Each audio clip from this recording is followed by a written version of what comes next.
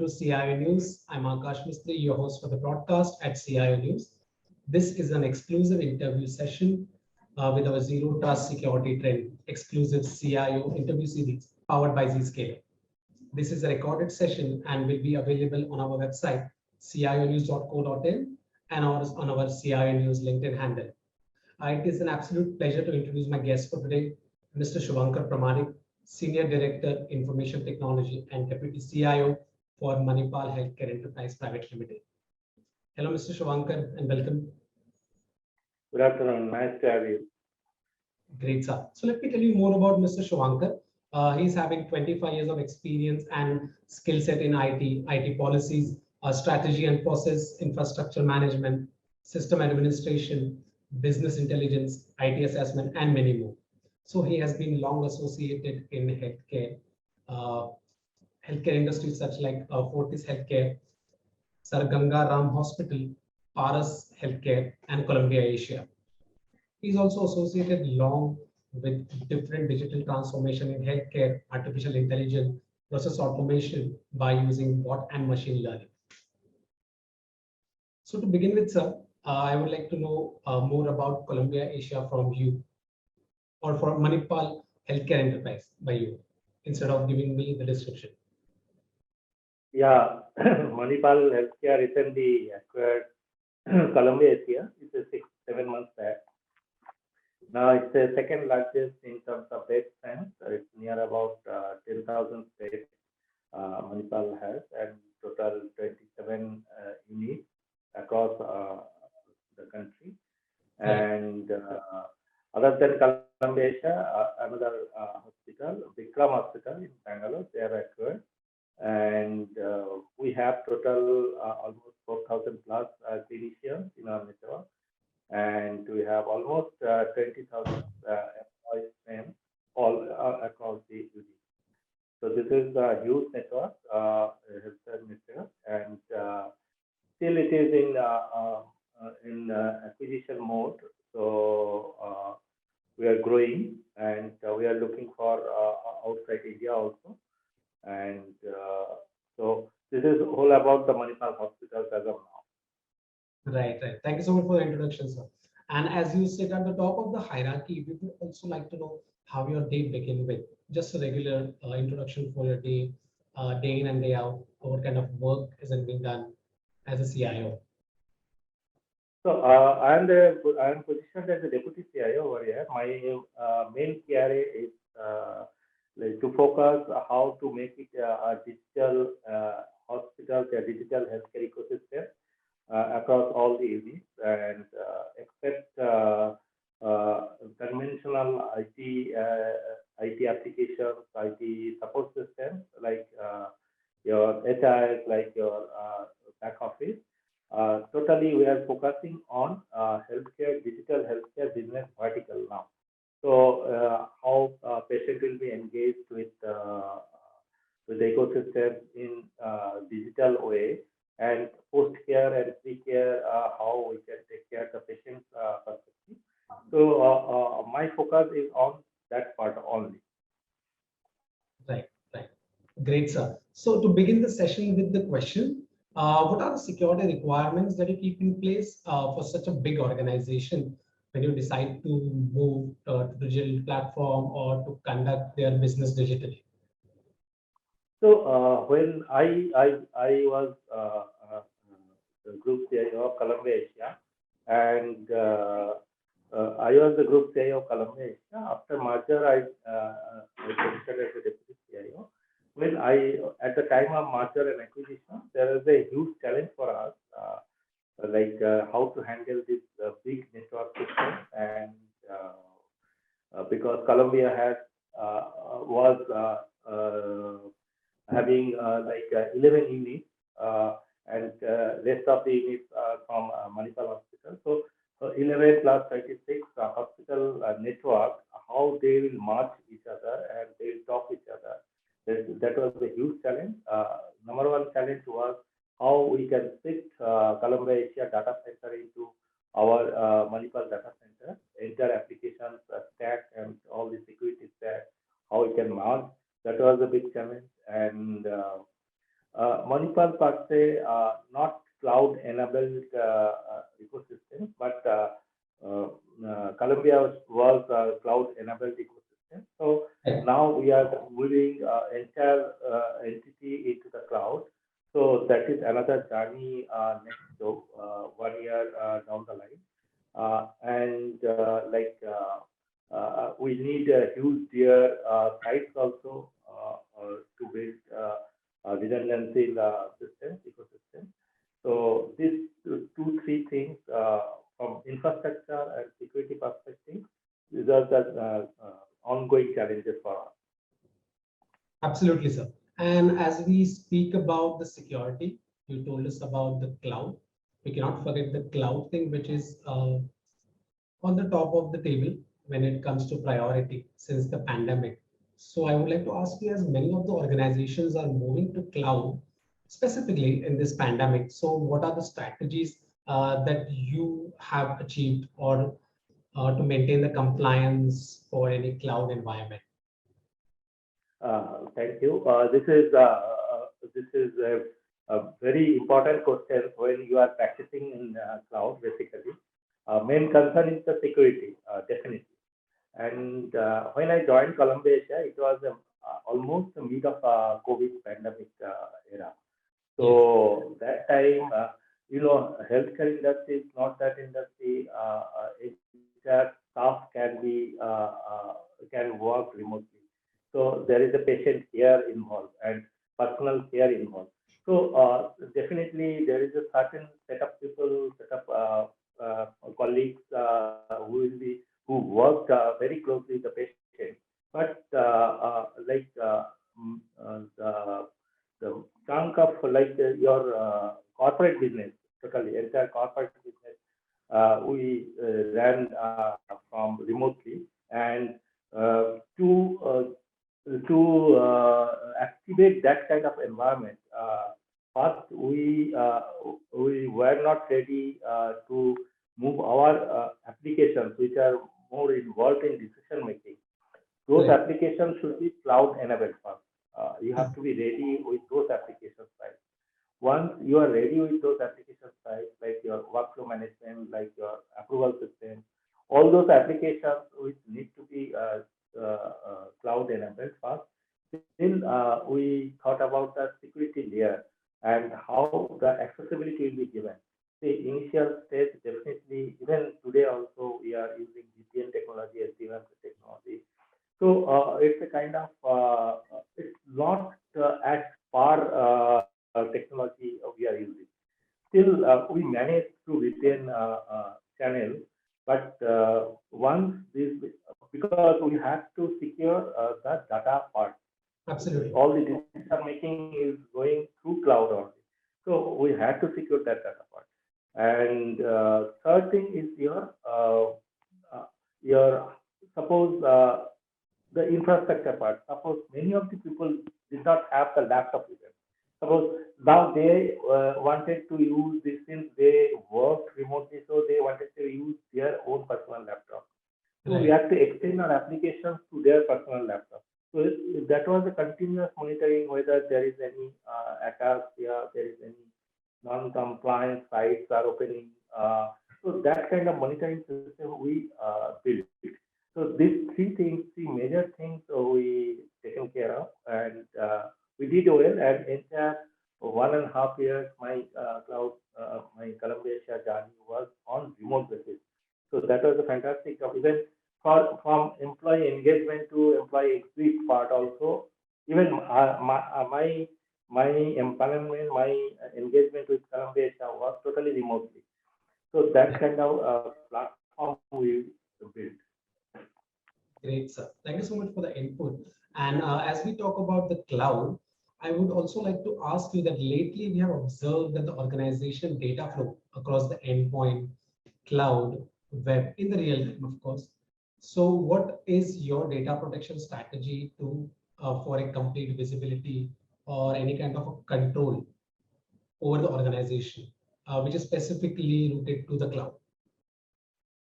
See, it is not in continual process. although it should be continuous process, but it is not in continuous process. We did audit, BFPT audit and other audits also to taken care of is there any attacks there, is there any kind of phishing activity happened in the network. But definitely to certain extent we monitor. We did not cover up 100% at that time. That was our first experience to make our whole environment in such cloud. So now we are thinking in much more structured way, basically how we can apply tools, how we can apply monitoring tools, continuous monitoring system, continuous audit system, Right. and extending the rights, extending the policies and the rules to the network system. So these kind of things now we are creating a standard operating process for entire cloud architecture. Great, sir. That's a lot of input, by the way. And as we talk about the cloud, we can come up to the attack that can happen on the organization. So I have a small question to that. So during recent years, we have witnessed that the number of targeted attacks on the large organizations specifically, or any critical infrastructure of all kind, or any public sector or private sector with different level of sophisticated and diverse severity. So can you share your thoughts on how IT leaders can keep their organization safe in current time? Um, See, the methodology we generally adopt very common is VPN. Through VPN, you are extending your network to the outside. One is your inside premises. When you are sitting at home, at least your four walls should be solid. When you are outside the home, then your door should be proper. In that concept, basically, your inside security system should be solid. Your process policy should be placed properly, and your monitoring system should be placed properly. Since you are sitting on your network, I don't think there will be a maximum threat on the network. But when you are opening up your door for the others also, then you need to take care of entire things.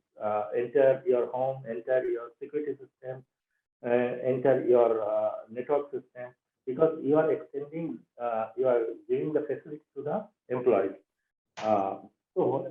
Like how this concept came, and nowadays is zero trust is going on. How this concept came, basically, in the COVID era, basically when the employee started working at home. So your entire ecosystem, your architecture, we extended that architecture to that employee. So that employee is accessing our corporate network. That employee is accessing his or her personal network also. Right. So suppose our employee is sitting at home, he is accessing my application. He is accessing kind of Swiggy. He is accessing kind of Paytm. He is accessing kind of all the apps, maybe some food app, maybe some wallet. So he's opening up his desktop for the others also. So intruders come, the attacks come from those sites also, and they can directly attack our network, corporate network. This is kind of scenarios is still persist until unless we are extending kind of standard methodology, standard operating systems placed for that desktop, which is outside our network. Absolutely, sir. And I believe a lot of things goes into securing cloud and endpoints. A lot of efforts goes into that.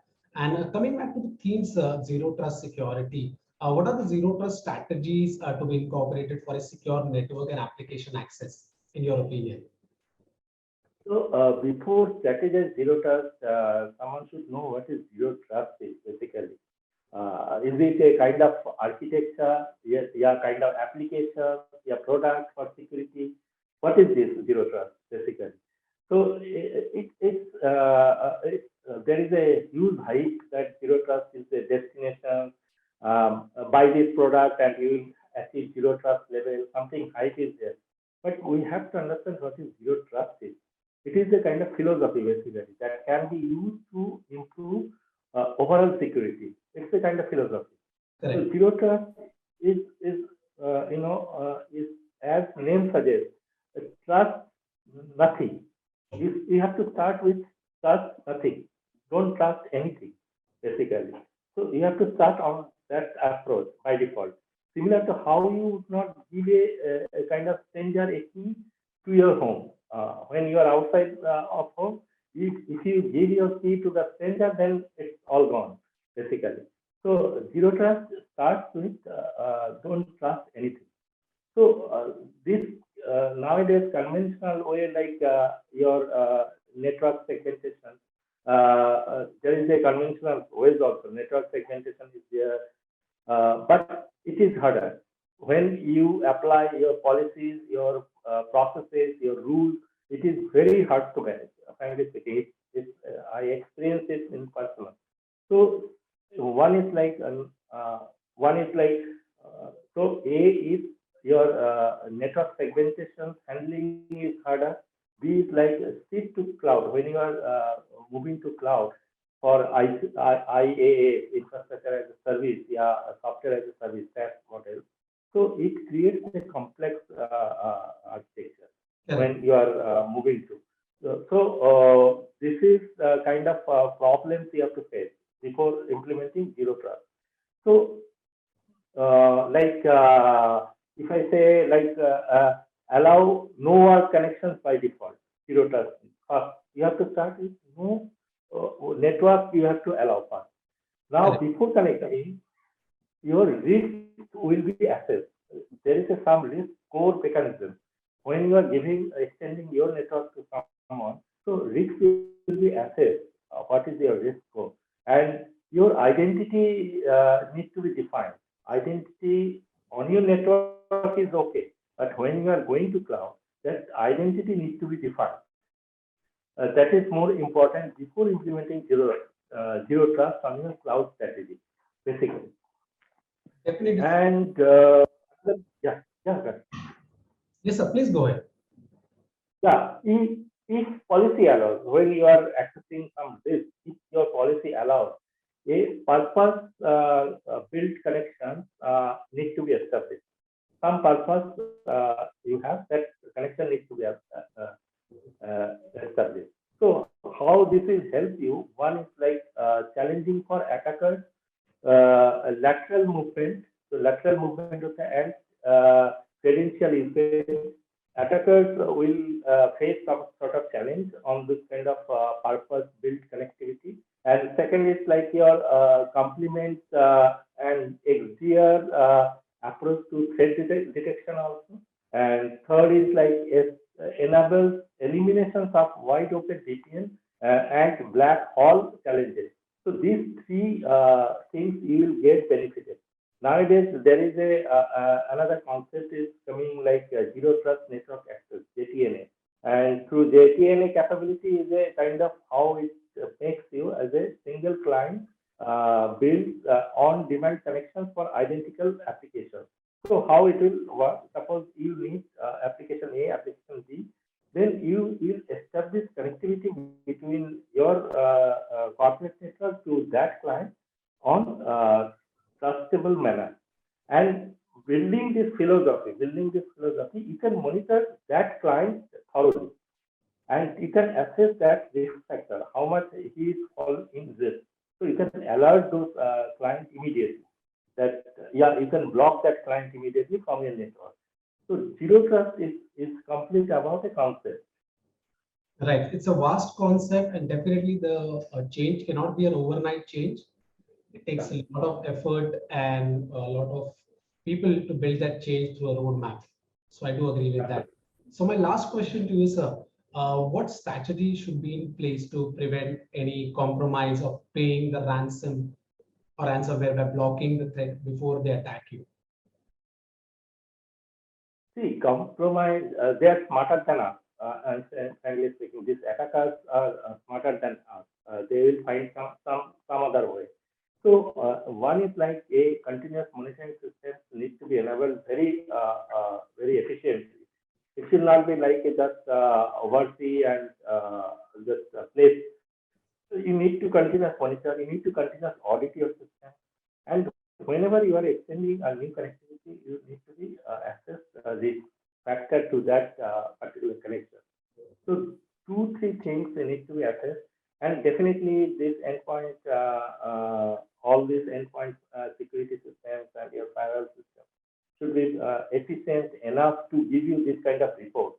You have to put some enabler, some sensors on those areas where your network devices are there, where your firewall devices are there. They will sensitize you that there are certain threats are coming, and there is a probable threats also that suppose you are auditing some particular system last 30 days. So last 30 days, these are hard security risk factors. Risk scores is how much? Is it increasing? Is it decreasing? It's same parallel.